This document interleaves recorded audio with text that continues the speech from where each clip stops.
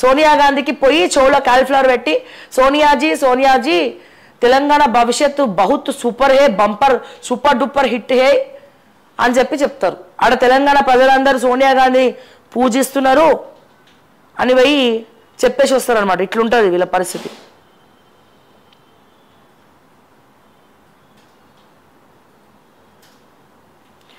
ఇంకా మా కొండా సురేఖ అక్క, మా అక్క సోనియా గాంధీతో స్పెషల్ ఫోటో దిగింది, సోషల్ మీడియాలో పెట్టింది.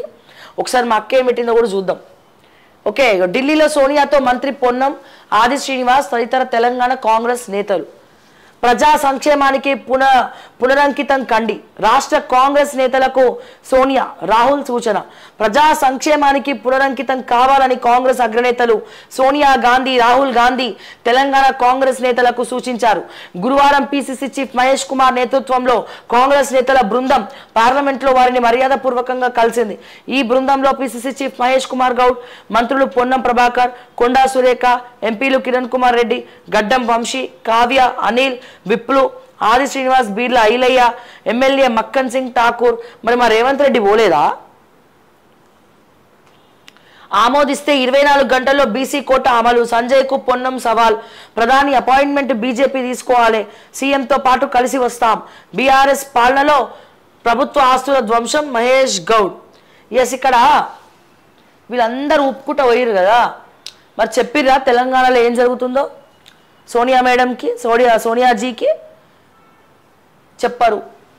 ఇంకోటి ఏంది చెప్పాలా ప్రజలారా, వీళ్ళందరూ అక్కడికి పోయిండ్రు కదా, గవర్నమెంట్ ఫ్లైట్ టికెట్స్ తోటి పోయారు.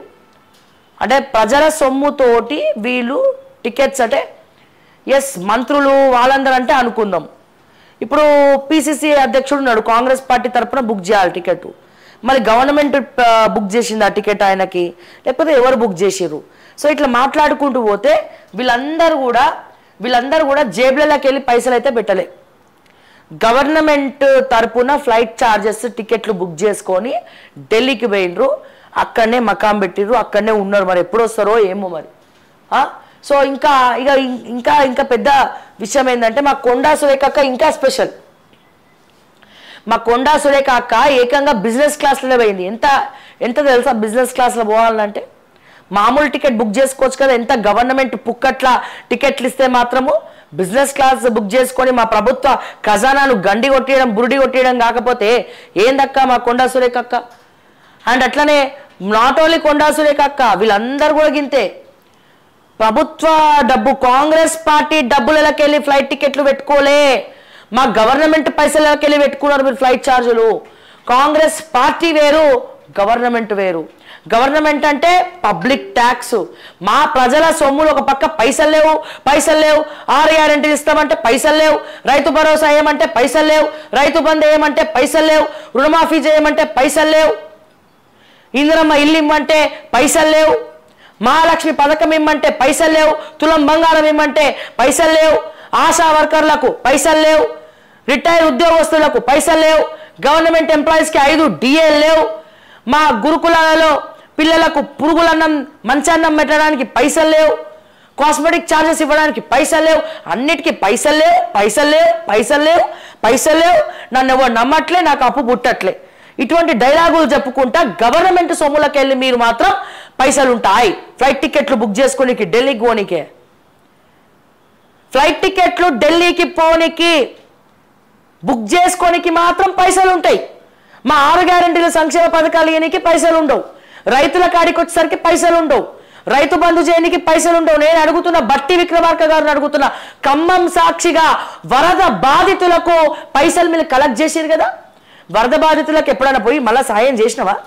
ఈ సంఘటన జరిగి కూడా కొన్ని నెలలు అయిపోయాయి. ఖమ్మం వరద బాధితులు రోడ్డు మీద పడ్డారు. వాళ్ళకి ప్రభుత్వం తరపున మీరు ఏం చేసిరండి?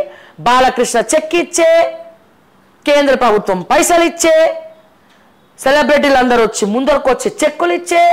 ఆ చెక్కులను ఏం చేసారు బై? లెక్కలు చెప్పండి.